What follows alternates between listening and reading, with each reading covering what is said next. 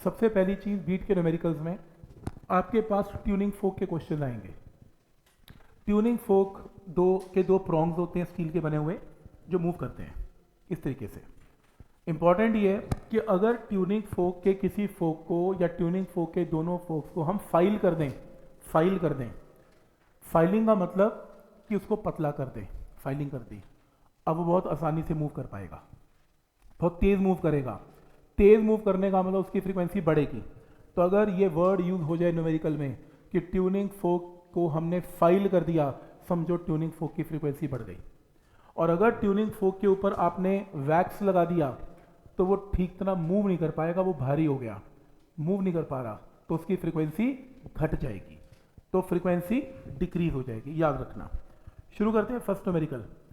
The points of prongs of tuning fork B, तो कोई tuning fork है B, original in unison with tuning fork of frequency 384।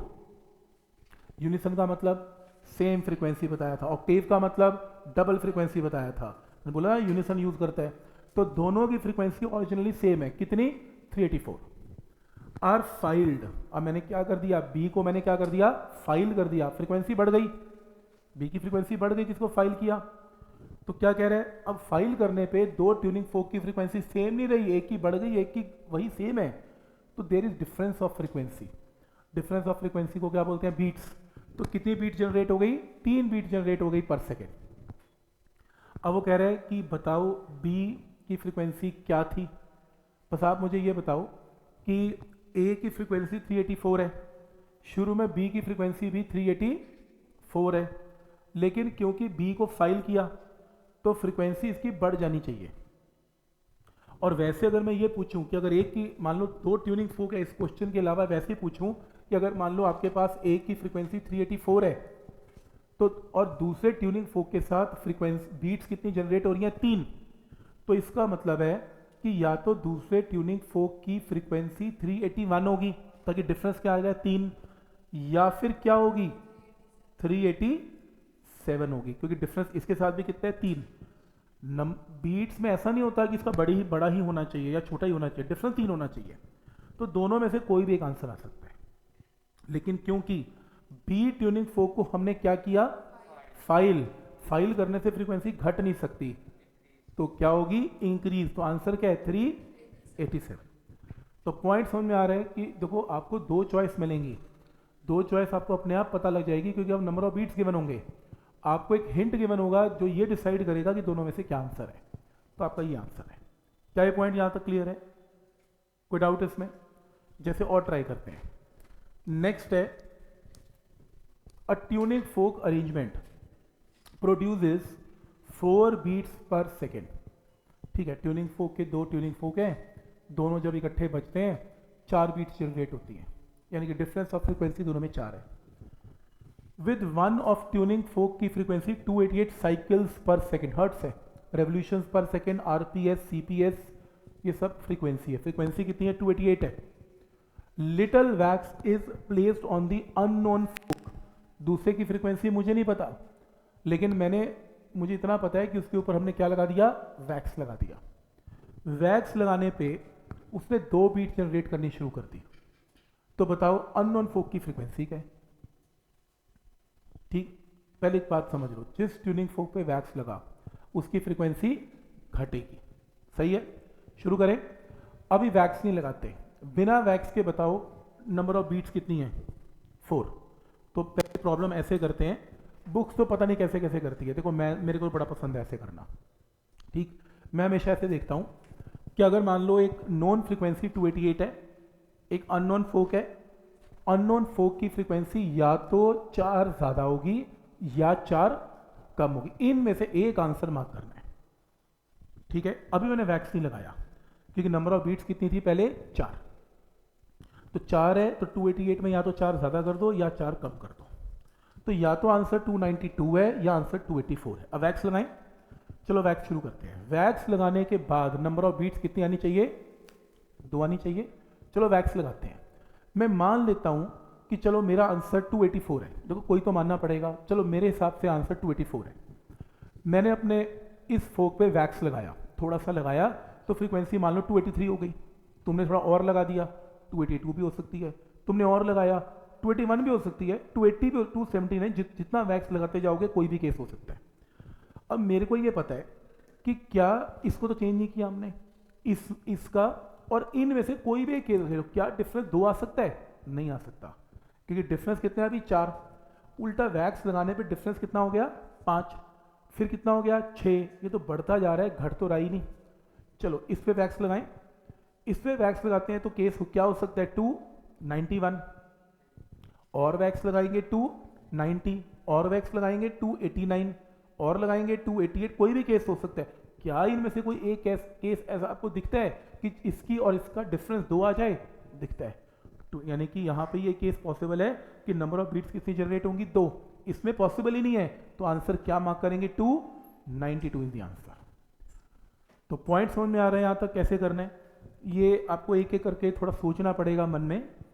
तो आपने क्या करना है, सबसे पहले फर्स्ट केस करना है, बिना वैक्स लगाए नंबर ऑफ बीट्स 4 है, तो आपने इसमें 4 बढ़ा के और घटा के आपने वैल्यू लिख ली, फिर आपने इसके ऊपर वैक्स को लगाया। जब आप वैक्स लगाते हैं फ्रीक्वेंसी घटती है, बहुत सारे केसेस मन में बना लिए, जिसके साथ भी डिफरेंस 2 आता है, तो ये मत आंसर मार्क करना मेरा आंसर 286 आ गया था, नहीं, आंसर तो इनमें से ही है। ये तो इसलिए गिवन है, एक हिंट गिवन है ताकि आप मार्क कर सको कि आप में से कोई आंसर में से क्या करेक्ट है। तो इस केस में 292 इज दी आंसर। फिर करते हैं ये लोग, फिर करो ये लो, इस पे सोचते हैं। Tuning fork of frequency unknown. फिर देखो ट्यूनिंग फोक जिसकी फ्रीक्वेंसी कितनी है मालूम नहीं है, और कितनी बीट्स हैं 4 beats, with a tuning fork of 310, बस इतनी स्टेटमेंट पढ़ेंगे। तो पहला फोक 310 है, दूसरे की फ्रीक्वेंसी या तो 4 ज़्यादा होगी या 4 कम होगी, यानी कि या तो 314 होगी या 306 होगी, इन दोनों में से एक आंसर होगा।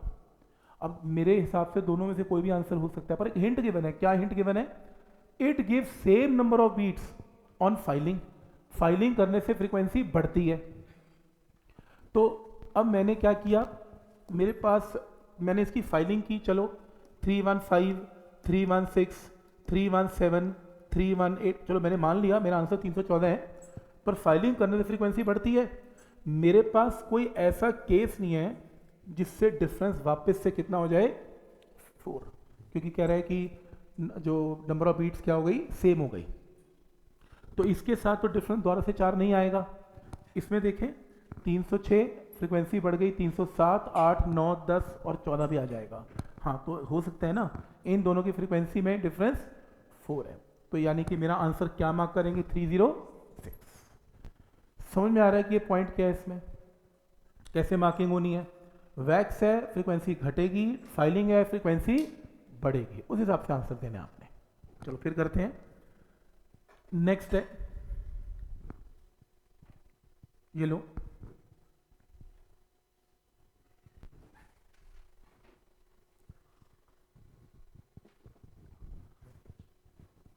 दो ट्यूनिंग फोक्स हैं और दोनों में नंबर ऑफ बीट्स कितनी है 4 बीट्स पर सेकेंड है, ठीक। तो एक की यानी कि दोनों के डिफरेंस ऑफ फ्रीक्वेंसी 4 है।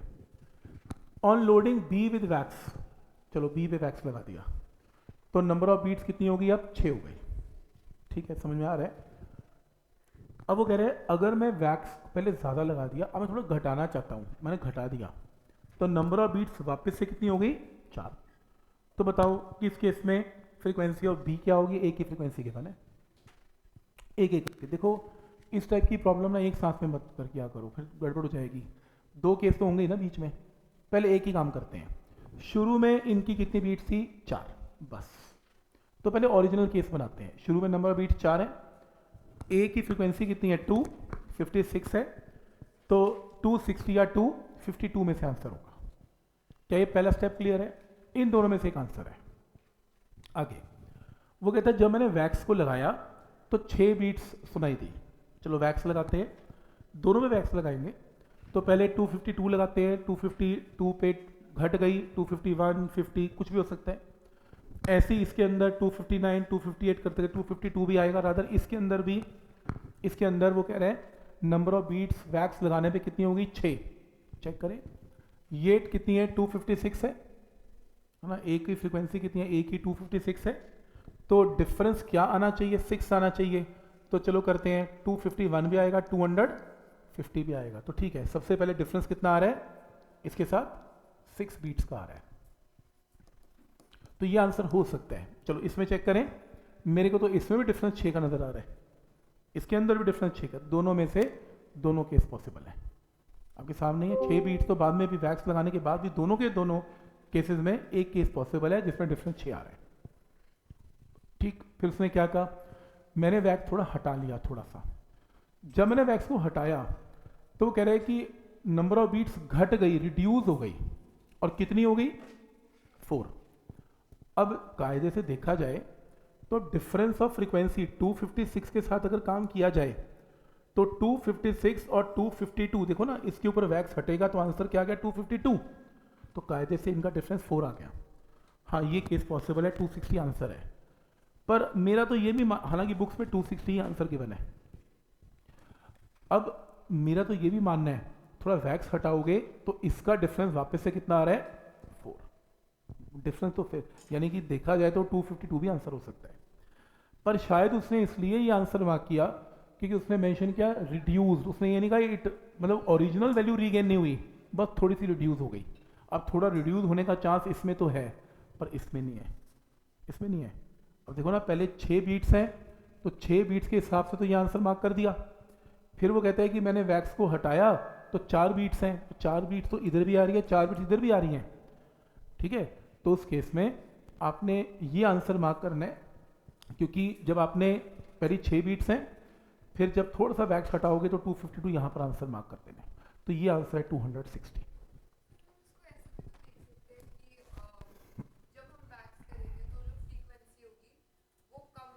बिल्कुल, और हमें जैसे जो दूसरी फ्रीक्वेंसी दी हुई है उसमें डिफरेंस बढ़ रहा है, तभी हमारे पास 6 आ रहा है। एक मिनट, शुरू में फ्रीक्वेंसी कितनी थी, 4, ये 2 आंसर है, फिर 6 हो गई, मतलब डिफरेंस बढ़ रहा है दोनों के हाँ डिफरेंस बढ़ गया दोनों के बीच में। और ये तभी पॉसिबल है अगर जो जो जिसमें से सब्ट्रैक्ट कर रहे हैं वो वैल्यू बढ़ जाए। नहीं, घट भी जाए, क्योंकि डिफरेंस ऑफ फ्रीक्वेंसी बीट्स है, ये तो नहीं कह रही कि इसको बढ़ा के करो कि कम करके करो, डिफरेंस 6 आना चाहिए। डिफरेंस 6 आना चाहिए, पर वो तभी पॉसिबल होगा जिससे हम सब्ट्रैक्ट कर रहे हैं वो वैल्यू बढ़ जाए। अगर घट जाए, घट जाए, कि वैक्स लगाने से फ्रीक्वेंसी घट रही है तब तो डिफरेंस बढ़ेगा। नहीं, ओरिजिनल वैल्यू जो है नहीं, नहीं,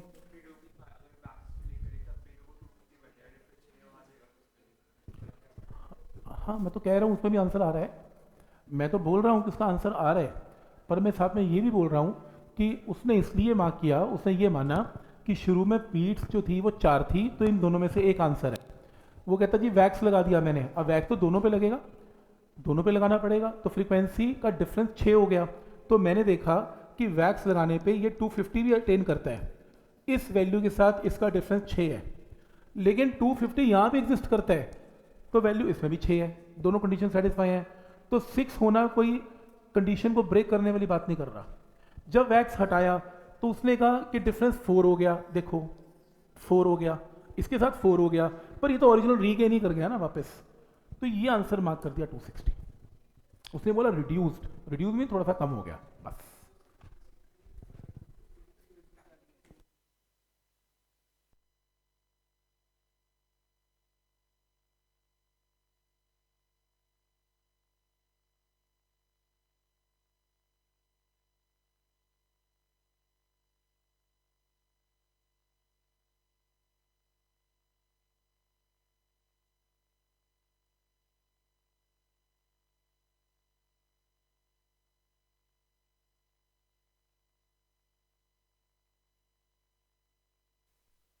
ऑब्जेक्टिव आएगा मेरे हिसाब से दोनों मार्क कर सकते हो, अगर ऑप्शन होगा तो, नहीं होगा फिर ये बेस्ट ऑप्शन मार्क करना। चलो इस पे करके देख लो, ये लो, ये खुद ट्राई करना जरा, उसी में कंफ्यूजन है, बाकी सब नॉर्मल है, बाकी सब ठीक है। ये लो, इसमें लगाओ जरा, क्या आंसर निकालते हो चेक करना। ये मैंने सोल्यूशन किया नहीं हुआ इसका, आप ही करो इसका सोल्यूशन, क्या आंसर है इसका। और एक चीज याद रखना कि अगर कोई खिंची हुई स्ट्रिंग है, स्ट्रेच स्ट्रिंग है, स्ट्रेच स्ट्रिंग के अंदर ये फॉर्मूला होता है फ्रीक्वेंसी का, किया था हमने, तो अगर टेंशन बढ़ती है तो फ्रीक्वेंसी बढ़ती है। याद रखना, टेंशन बढ़ने से फ्रीक्वेंसी बढ़ती है, लेंथ घटने से भी फ्रीक्वेंसी बढ़ती है, ये भी याद रखना। स्ट्रेच स्ट्रिंग में वो बोलेगा टेंशन बढ़ गई तो फ्रीक्वेंसी बढ़ा देना। अब करो ट्राई।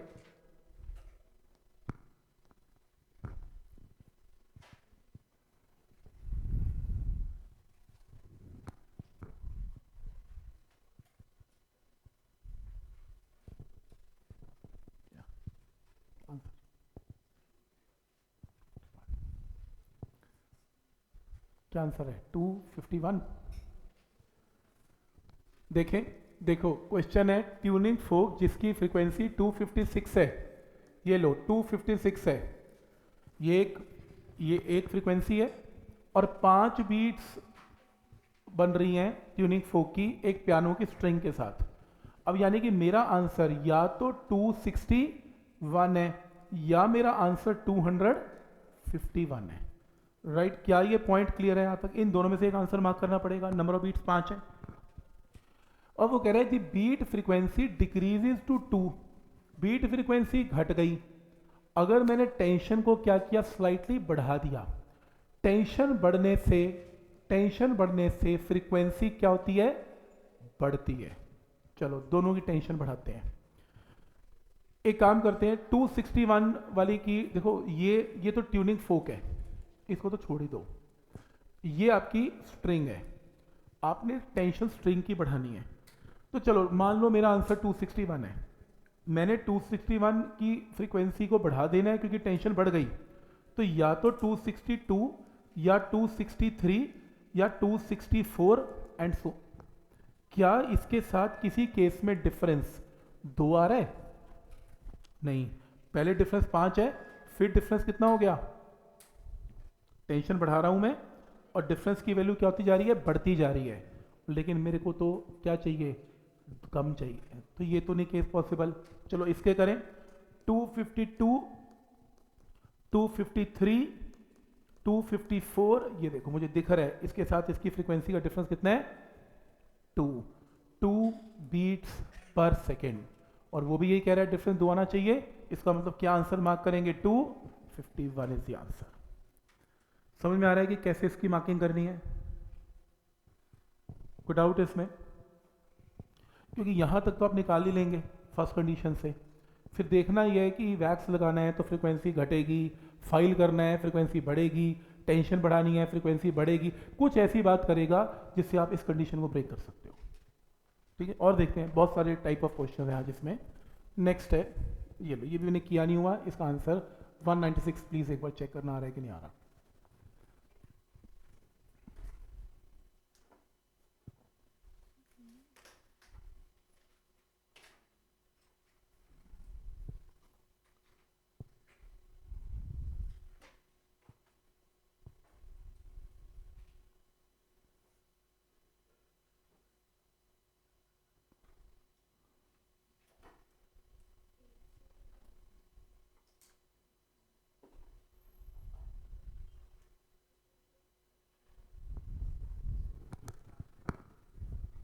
आ रहा है? आ गया?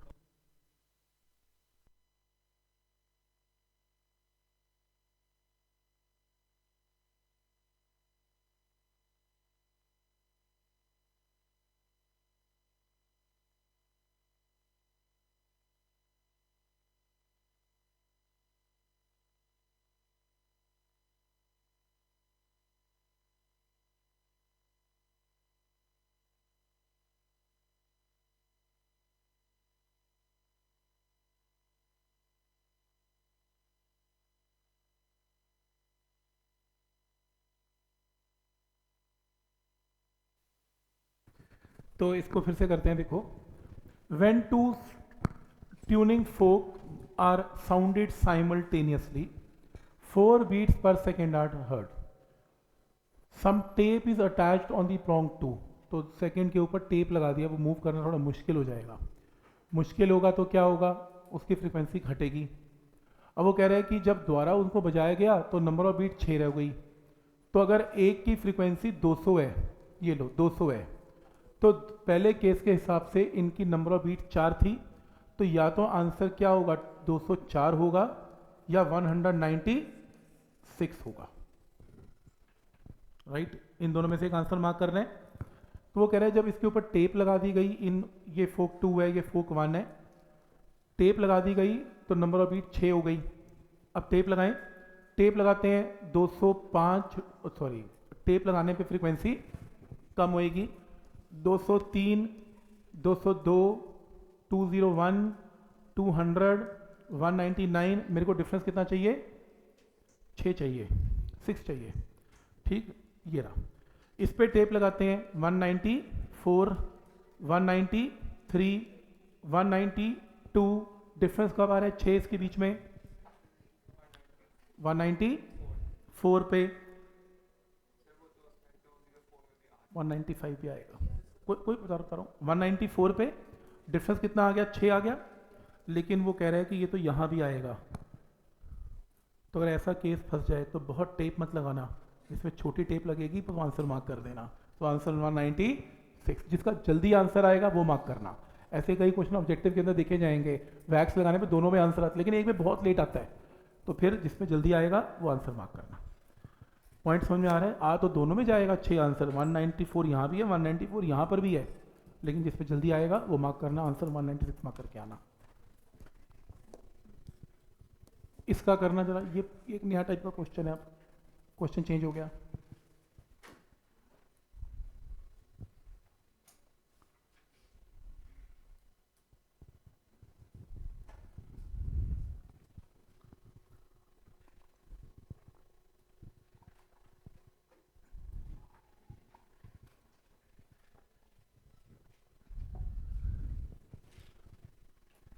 Set of 24 tuning forks are arranged in series.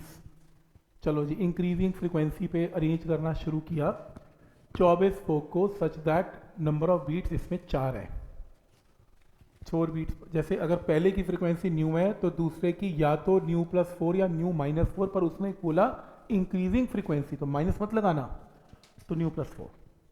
वैसे दोनों केस पॉसिबल थे। तो डिफरेंस ऑफ फ्रीक्वेंसी कितनी होगी दोनों में? 4। अगले की फ्रीक्वेंसी इंक्रीजिंग क्या आएगी? 8। डिफरेंस कितना आ गया? 4। ऐसे करते गए करते गए करते गए, कितने ट्यूनिंग फोक लगाने हैं? 24। आखिरी की फ्रीक्वेंसी क्या होगी? लो, एपी करके आए हो मैथ वाले, एपी जीपी, एपी करके आए हो, आज नहीं यूज होएगी तो कब होएगी यूज? ठीक है। तो फर्स्ट फ्रीक्वेंसी न्यू है, दूसरी फ्रीक्वेंसी न्यू +4 है, नेक्स्ट न्यू +8 है, new +12 and so on. Math वाले तो एपी बना सकते हैं, समझ में आ रहा है? एपी मेडिकल के लोग खुद नेचुरल एपी बना लें।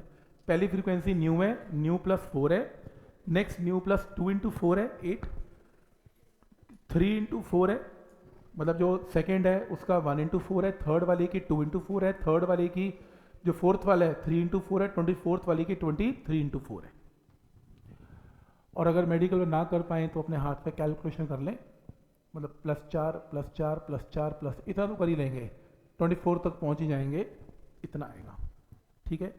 अब वो क्या कह रहे हैं, जो आखिरी फ्रीक्वेंसी है वो ऑक्टेव में है फर्स्ट के साथ, ऑक्टेव का मतलब ट्वाइस, ऑक्टेव में है, तो आखिरी फ्रीक्वेंसी ऑक्टेव में है, आखिरी फ्रीक्वेंसी फर्स्ट वाले की फ्रीक्वेंसी न्यू है, ऑक्टेव में डबल है, तो न्यू की वैल्यू आ जाएगी। अब न्यू आ गया, वो कह रहे हैं पहले फोक की फ्रीक्वेंसी कितनी है? न्यू है, और आखिरी की कितनी है? न्यू +23 × 4 यानी कि 184 है, निकाल लेना। तो पॉइंट समझ में आ रहा है तो क्या लॉजिक है इसमें? ठीक है। लो, फिर एक नए टाइप की प्रॉब्लम्स हो, देखो।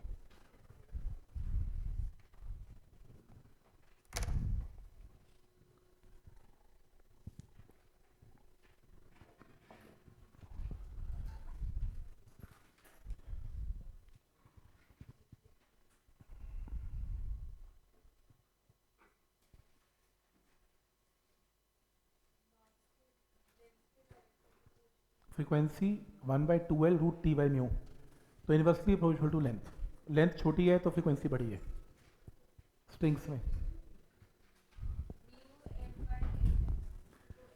नहीं, एक सेकेंड। जब मैं ये फॉर्मूला लगाता हूँ ना स्ट्रिंग्स का, ये डेंसिटी होती है, चेंज नहीं होती। अगर तुम लेंथ चेंज कर रहे हो तो मास भी चेंज हो रहा है, ये कांस्टेंट है, इसको नहीं छेड़ना। बस इन्वर्सली प्रोपोर्शनल टू लेंथ लगाना है। अब करो तो लेंथ घटने से फ्रीक्वेंसी घटेगी।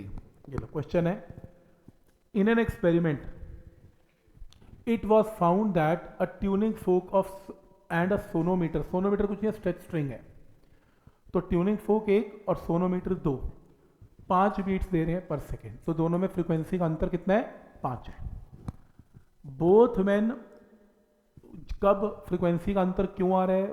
Y there is a difference between the frequency? क्योंकि आपने सोनोमीटर की लेंथ चेंज की, तो जब उसकी लेंथ 1 मीटर है फ्रीक्वेंसी न्यू 1 है, और जब उसकी लेंथ आपने चेंज कर दी कितनी? 1.05, तो फ्रीक्वेंसी कितनी हो गई? न्यू 2 चेंज हो गई। अब वो कह रहे हैं कि देखो, कोई कहेगा कि चेंज हो गई तो चेंज ऑफ फ्रीक्वेंसी बीट्स है। देखो ऐसा है, एक आपके पास ट्यूनिंग फोक है, एक आपके पास स्ट्रिंग है, ठीक है, ऐसा केस है। शुरू में इमेजिन करो दोनों की फ्रीक्वेंसी क्या थी? सेम, ठीक, सेम। अब आपने क्या किया? वो कह रहे हैं कि नंबर ऑफ बीट्स इन्होंने देनी शुरू कर दी। नंबर ऑफ बीट्स तो तभी देगा ना कोई जब फ्रीक्वेंसी क्या होगी? चेंज। यही रूल है ना, फ्रीक्वेंसी चेंज होगी। तो न्यू 1 फ्रीक्वेंसी तब थी जब लेंथ क्या थी? L1। फिर आपने इसकी लेंथ को क्या कर दिया? L2, फ्रीक्वेंसी कितनी होगी? न्यू 2। तो जब मैंने देखा कि इनमें डिफरेंस आ गया तो बीट जनरेट हो गई, और कितनी बीट जनरेट हो गई? 5। तो लॉजिक समझ में आ रहा है यहां तक? ऐसा क्यों हुआ? पॉइंट क्लियर है? कई लोग तो क्या सोचते हैं कि सोनोमीटर की फ्रीक्वेंसी, वायर की फ्रीक्वेंसी पहले न्यू 1 है फिर न्यू 2 है, और क्योंकि इसकी फ्रीक्वेंसी में डिफरेंस है तो बीट्स आ गई। देखो, एक वायर अपने अंदर थोड़ा बीट जनरेट करेगा, कितने इंस्ट्रूमेंट चाहिए बीट जनरेट करने के लिए? कम से कम 2, और उनमें से एक कौन है? ट्यूनिंग फोक, और एक कौन है? वायर। तो आप खुद देखो, अगर ट्यूनिंग फोक की फ्रीक्वेंसी यानी कि पहले वायर के साथ मैच करती थी और फिर तुमने खराब कर दी लेंथ को चेंज करके, तो अब तुम इसका डिफरेंस निकाल लो या इसका डिफरेंस निकाल लो, बात एक ही है, बात एक ही है, क्योंकि डिफरेंस ऑफ फ्रीक्वेंसी क्या देगी आपको? Number of beats. तो लॉजिक समझ में आ रहा है? कई लोगों को ये बात समझ में नहीं आती। कई लोग कहते हैं कि तो इसमें फोक का काम ही नहीं है, स्ट्रिंग की फ्रीक्वेंसी न्यू 1 से न्यू 2 कर दी, डिफरेंस ऑफ फ्रीक्वेंसी बीट। एक गलत कॉन्सेप्ट है। एक वायर खुद के साथ फ्रीक्वेंसी चेंज करके थोड़ा बीट जनरेट करती है। तो क्योंकि शुरू में फ्रीक्वेंसी सेम थी और अब इसकी फ्रीक्वेंसी अलग है, तो चाहे इसका डिफरेंस निकालो चाहे इसका निकालो, बात एक ही है। लॉजिक समझ में आ रहा है? अब शुरू करते हैं। अब वो कह रहा है कि इसके अंदर जो लेंथ है, अब यहां से देखना प्लीज, यहां से देखना। तो शुरू में मान लो फ्रीक्वेंसी कितनी थी? न्यू 1 थी, और न्यू 1 और बाद में कितनी हो गई? न्यू 2, और ये किस पे डिपेंडेंट है? लेंथ पे। तो nu 1 by nu 2 inversely proportional to length है। तो ये रेशियो क्लियर है। अब इमेजिन कर लो एक मिनट के लिए, ट्यूनिंग फोक की फ्रीक्वेंसी न्यू थी, ट्यूनिंग फोक की न्यू थी, तो इसकी फ्रीक्वेंसी, अब जो नई फ्रीक्वेंसी चेंज होके आई, या तो न्यू +5 होगी या न्यू -5 होगी। ये बात समझ में आ रही है? तो इसका मतलब क्या हुआ कि पहले अकॉर्डिंग टू क्वेश्चन ये ट्यूनिंग फोक है, ये स्ट्रिंग है, दोनों की फ्रीक्वेंसी क्या थी? न्यू थी, राइट? न्यू थी। अब क्या हुआ? आपने स्ट्रिंग की लेंथ चेंज कर दी, नंबर ऑफ बीट्स कितनी जनरेट हो गई? 5। अब इसकी फ्रीक्वेंसी या तो ये हो गई या इसकी फ्रीक्वेंसी ये हो गई, ताकि डिफरेंस ऑफ फ्रीक्वेंसी इसके साथ आंसर क्या आना चाहिए? 5। समझ में आ रहा है यहां तक? और ऐसा ये इसलिए हुआ क्योंकि लेंथ आपने इनकी चेंज कर दी। आइडिया समझ में आ रहा है यहां तक? तो इसका मतलब ये हमने स्ट्रिंग की frequency in terms of fork निकाल ली। तो फोक की फ्रीक्वेंसी अगर न्यू है तो L1 चेंज करने पे फ्रीक्वेंसी न्यू +5 है, और L2 चेंज करने पे न्यू -5 है। और मुझे पता है कि न्यू 1 की जगह न्यू +5, न्यू 2 की जगह न्यू -5, L1 L2 मेरे को पता है यहाँ से न्यू आ जाएगा आंसर। अच्छा, फिर से ओके। उसने क्या बोला? एक एक्सपेरिमेंट हो रहा है ट्यूनिंग फोक का और स्ट्रिंग का। तो ये रहा मेरा ट्यूनिंग फोक और ये रही मेरी स्ट्रिंग। सिंपल उसमें बात करते हैं। चलो, इसकी फ्रीक्वेंसी अगर f है और नंबर ऑफ बीट्स ये जनरेट करेगा कितनी? इसकी लेंथ जब 1 मीटर करोगे इसकी लेंथ चेंज करोगे कितनी? Well length of the wire 1 metre और 1.05 मीटर। तो जब तुमने इसकी लेंथ 1 मीटर की और फिर तुमने लेंथ 1.05 मीटर की तो फ्रीक्वेंसी चेंज हो गई। अब फ्रीक्वेंसी, अब मुझे पता है जो फ्रीक्वेंसी है वो इनवर्सली प्रोपोर्शनल टू लेंथ है। तुम अगर लेंथ कम रखोगे तो फ्रीक्वेंसी ज़्यादा आएगी, यानी कि अगर तुम 1 मीटर रखोगे तो फ्रीक्वेंसी ज़्यादा आएगी, ज़्यादा लेंथ रखोगे फ्रीक्वेंसी कम आएगी। ये बात समझ में आती है? अगर ट्यूनिंग फोक की फ्रीक्वेंसी 5 है तो स्ट्रिंग की दो फ्रीक्वेंसीज हो सकती हैं, एक 1 मीटर पे, एक 1.05 मीटर पे, क्योंकि इसकी लेंथ कम है और हाँ नंबर ऑफ बीट्स क्या चाहिए इनमें? 5 चाहिए। तो मैं ये कह रहा हूं कि अगर इसकी लेंथ कम है तो इसकी फ्रीक्वेंसी ज़्यादा होगी। कितनी होगी? f+5 सच दैट इसके साथ नंबर ऑफ बीट्स तो 5 ही आनी चाहिए, और क्योंकि इसकी लेंथ ज़्यादा है तो फ्रीक्वेंसी इससे घटनी चाहिए। तो कितनी? f-5 in terms of tuning फोक। तो दो केस बन गए, और मुझे पता है जो फ्रीक्वेंसी है इनवर्सली प्रोपोर्शनल टू लेंथ है, तो f+5 inversely proportional to 1 metre है और f-5 इनवर्सली प्रोपोर्शनल टू 1.0। इन्हों डिवाइड करके f निकाल लेना आंसर ऐसे। तो पॉइंट समझ में आ रहा है यहां तक क्या रूल है? ट्यूनिंग फोक को नहीं छेड़ना, इसको निकालनी है फ्रीक्वेंसी। वायर्स के दो केस बनेंगे। नॉर्मली ऐसा होता नहीं, नॉर्मली एक ही केस बनता है। नॉर्मली तो यही होता है कि एक ही वायर, एक ट्यूनिंग फोक है, इसकी फ्रीक्वेंसी या तो f+5 है या f-5 है, पर इसने जानबूझ के दो लेंथ दी ताकि वो आपसे पूछ सके कि छोटी लेंथ पे आपको पता होना चाहिए कि फ्रीक्वेंसी इससे बढ़ेगी, ताकि डिफरेंस दोनों केस में 5 ही आना चाहिए ऐसे। ये पॉइंट समझ में आ रहा है यहाँ तक कि क्या रूल है इसमें? बहुत इंपॉर्टेंट है। ट्यूनिंग फोक सोनोमीटर तो बहुत कॉमन प्रॉब्लम है नीट और मेंस की, और है ही एनसीईआरटी की शीट। मैं पहले बता दूंगा, कोई कंपटीशन नहीं है, बट सेम क्वेश्चन आपको देखने को मिलेंगे आपके कंपटीशन में। ठीक समझ में आ रहा है यहाँ तक? आपने लिखना है ऐसे लिख लो, अपनी कॉपी में ऐसे नोट कर लो प्लीज। वो सोल्यूशन थोड़ा मुश्किल लगेगा आपको, बस यही नोट कर लो। आपको याद रहेगा कि नंबर ऑफ बीट्स जो है इसके साथ और इसके साथ 5 beats per second, 5 beats per second, बस नंबर ऑफ बीट्स 5 ही है। तो याद रहेगा आपको इस तरीके से करना है इसे।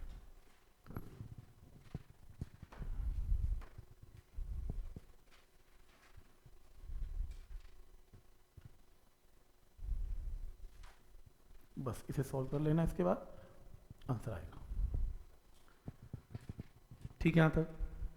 तो बीट्स की थ्योरी तो मुझे पता नहीं, न्यूमेरिकल इसके बहुत इंटरेस्टिंग है। मतलब एकदम कॉन्सेप्ट कुछ और चल रहा होता है और बीट्स पूछ लेगा, बट जहाँ डिफरेंस ऑफ फ्रीक्वेंसीज आएंगी वहाँ बीट्स पूछ लेगा।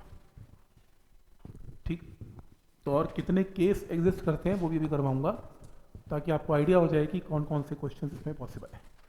वैक्स वाला क्वेश्चन तो बहुत ही फेमस है, बहुत ही फेमस है। ज़्यादातर वैक्स वाले क्वेश्चन तो आते ही हैं, और दूसरा फोक और सोनोमीटर वाला, ये वाला भी आता है। ठीक है यहाँ तक?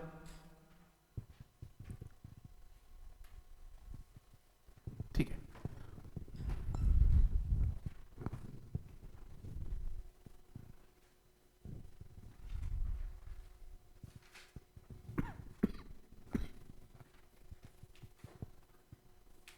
नेक्स्ट देखो, नेक्स्ट क्वेश्चन।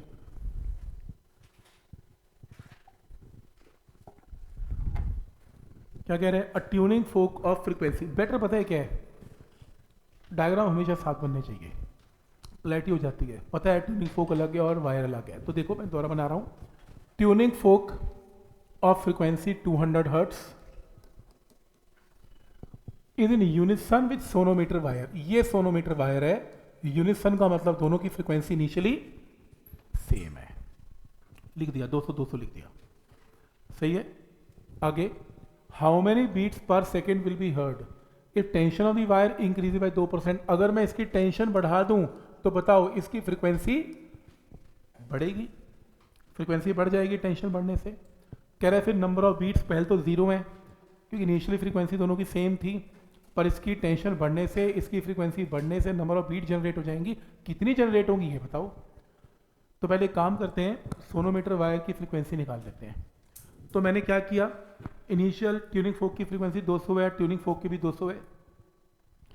टेंशन अगर इनिशियली 100 है तो नई टेंशन 102 है। ओके, परसेंटेज की फॉर्म में ऐसे कर लो, चाहे इनिशियल टेंशन अगर T है तो नई टेंशन 102/100 इंटू टी है। हाँ कर सकते हो, उससे भी कर सकते हो। तो 102% है। अब मुझे पता है frequency directly proportional to under root of tension है, तो आप T2 और T1 को डिवाइड करोगे तो यही रेशियो आएगी, 102/100 चेक कर लो, ऐसी आएगा। तो फ्रीक्वेंसी न्यू2 और न्यू1 की रेशियो आ गई। तरीका सिखाना है सिर्फ, इस चैप्टर में बहुत बुक्स ऐसा यूज़ करती हैं। 102 को लिख लेंगी 100 + 2, 100/100 क्या हो जाएगा 1, और फिर बाइनोमियल लगा देंगी, इसको इससे मल्टीप्लाई करके, तो आपके पास अप्रोक्सीमेटली आंसर आ जाएगा। नहीं तो एरर भी लगा सकते हो, तुम एरर का रूल भी लगा सकते हो, delta nu is half into delta T/T वाला तरीका, पर उससे इतना एक्यूरेट नहीं आएगा, 1% में आ जाएगा। चलो चलता है, 0.01 में चलेगा। कैसे करोगे ना, तो इंटू 100 में ये 1% कितने परसेंट है, 2% है, 2/2 1% है, तो थोड़ा सा एरर आ जाएगा बस करते करते, बाकी सब ठीक है। ठीक है, तो यहाँ पर क्या आ गया, यहाँ से क्या आ गई, डिफरेंस ऑफ फ्रीक्वेंसीज आ गई। न्यू2/न्यू1 की वैल्यू में न्यू1 आपको 200 पता है, नई फ्रीक्वेंसी आ गई, नई और पुरानी के बीच में डिफरेंस निकालना है, वही नंबर ऑफ बीट्स है। तो अब ये तुम्हारी कैलकुलेशन तुम कैसे करते हो तुम देख लो। तो देखो ऑब्जेक्टिव के अंदर तो मैं एग्री कर लेता हूँ, चलो 1%, उसके बाद फिर 200 हो गया, 0 आ रही है, आएगा नहीं ना, नंबर ऑफ बीट्स आएंगी नहीं।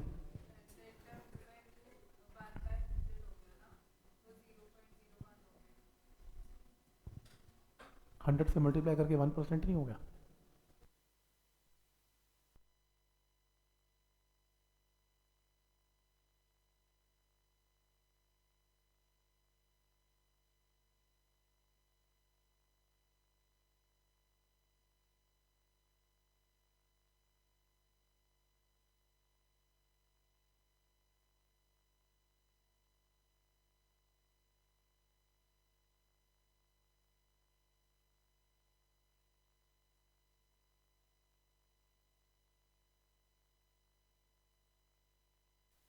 वेव के ऑब्जेक्टिव के अंदर ज़्यादातर लोगों को ऐसा यूज़ करता देखा है।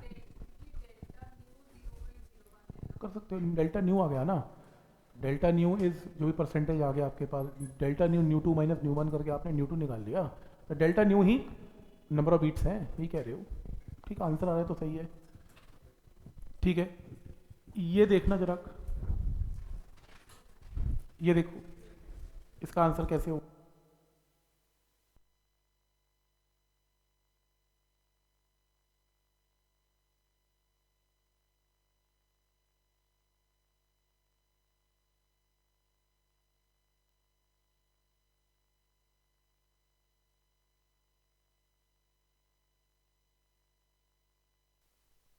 Two parts of sonometer.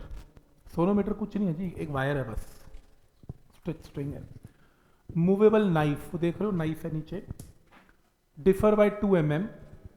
Differ by 2 mm का मतलब आपने सोनोमीटर वायर को 2 पार्ट्स में तोड़ दिया, L1 और L2, और दोनों का जो डिफरेंस है वो 2 mm है, दो वायर का डिफरेंस 2 mm है। एंड प्रोड्यूसेस 1 बीट पर सेकेंड व्हेन साउंडेड टुगेदर। इसको अलग बजाया, इसको अलग बजाया, इसने अलग फ्रीक्वेंसी निकाल ली, इसने अलग फ्रीक्वेंसी निकाल ली, दोनों की फ्रीक्वेंसी का डिफरेंस नंबर ऑफ बीट्स है, और कितनी नंबर ऑफ बीट्स हैं 1। कह रहे बताओ फ्रीक्वेंसीज कितनी निकाली। अगर पूरी सोनोमीटर की वायर 1 मीटर लॉन्ग है तो L1 + L2 भी यानी कि 1 मीटर लॉन्ग है, 100 सेंटीमीटर है। तुम्हें L1 L2 का सम दे दिया, तुम्हें L1 L2 का डिफरेंस दे दिया, सॉल्व करके L1 L2 आ गया। सबसे पहला काम क्या है, L1 L2 निकालना। अब वो क्या कह रहा है कि L1 L2 की वैल्यू आ गई। अब मान लो L1 लेंथ से फ्रीक्वेंसी कितनी निकलती है न्यू1, L2 लेंथ से फ्रीक्वेंसी कितनी निकलती है न्यू2, और डिफरेंस ऑफ बीट्स तुम्हें पता है 1, तो डिफरेंस ऑफ फ्रीक्वेंसी भी पता है 1। और तुम्हें ये भी पता है frequency inversely proportional to length. L1 L2 तुम निकाल चुके हो, फ्रीक्वेंसी की रेशियो आ गई, फ्रीक्वेंसी की रेशियो आ गई, फ्रीक्वेंसी का डिफरेंस गिवन है, सॉल्व करके इंडिविजुअल फ्रीक्वेंसीज निकाल लेना, न्यू1 न्यू2 आंसर। मेथड समझ में आ रहा है कि क्या करना है सोनोमीटर में, किस टाइप से क्वेश्चन बार बार कभी फोक के साथ पूछ रहा है, कभी अलग अलग सोनोमीटर में पूछ रहा है। तो आइडिया समझ में आ रहा है कि क्या आइडिया है इसमें। ठीक है, यहाँ तक आंसर आएगा इसका। होमवर्क दूंगा, होमवर्क आराम से ट्राई करना इन शीट्स पे, उसमें अलग अलग टाइप के न्यूमेरिकल्स हैं तो, लेकिन सेम नहीं है, तो वहाँ लगा के देखना आपका आंसर आएंगे। ठीक, क्योंकि डिफरेंट टाइप के न्यूमेरिकल्स हैं, वैरायटी एक बार देखनी पड़ेगी। लो फिर देखो, नहीं सेम है, लेंथ गिवन है और 2 बीट्स गिवन है, रिपीट है क्वेश्चन, सेम है। आप क्वेश्चन ये करें, एक नए टाइप की प्रॉब्लम है।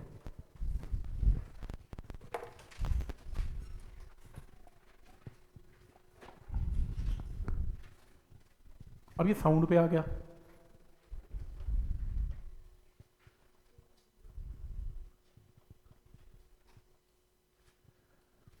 तो क्वेश्चन है, calculate speed of sound in gas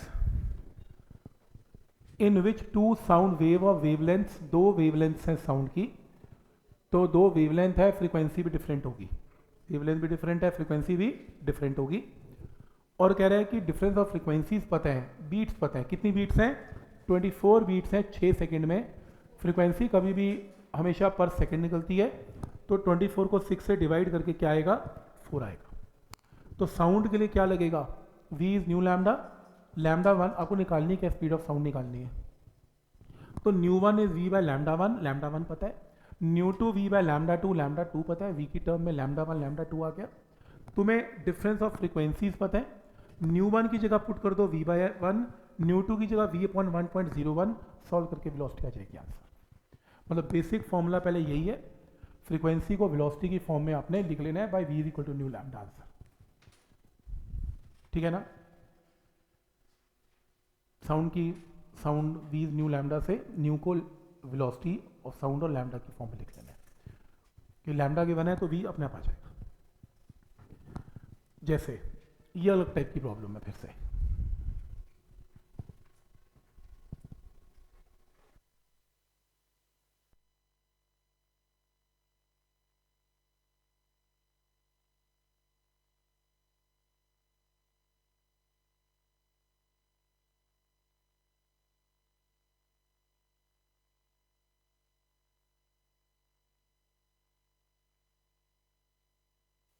question है कि a column of air and tuning फोक, ये कौन सा एक्सपेरिमेंट है, रेजोनेंस ट्यूब जो लास्ट टाइम बताया था, एक ट्यूब है जिसमें एयर कॉलम है और ट्यूनिंग फोक है। तो ट्यूनिंग फोक और एयर कॉलम है साउंडेड टुगेदर। ट्यूनिंग फोक gives lower note, tuning fork की फ्रीक्वेंसी लो है, नीचे है, याद रखना। टेम्परेचर ऑफ द एयर कितना है, 15 है। जब टेम्परेचर 10 कर दिया तो नंबर ऑफ बीट्स कितनी हो गई, 3 हो गई। फ्रीक्वेंसी ऑफ फोक निकालो। अब यहाँ पर गेम ऑफ टेम्परेचर भी चला है, तो टेम्परेचर के साथ क्या फ़र्क है, टेम्परेचर का क्या लेना देना है, जो टेम्परेचर है उसका वेलोसिटी से लेना देना, फ्रीक्वेंसी से नहीं है। देखो बताता हूँ क्या करना है, एक ट्यूनिंग फोक है और एक आपके पास एयर कॉलम है। ट्यूनिंग फोक की फ्रीक्वेंसी निकालनी है, लेट अस सपोज वो न्यू है।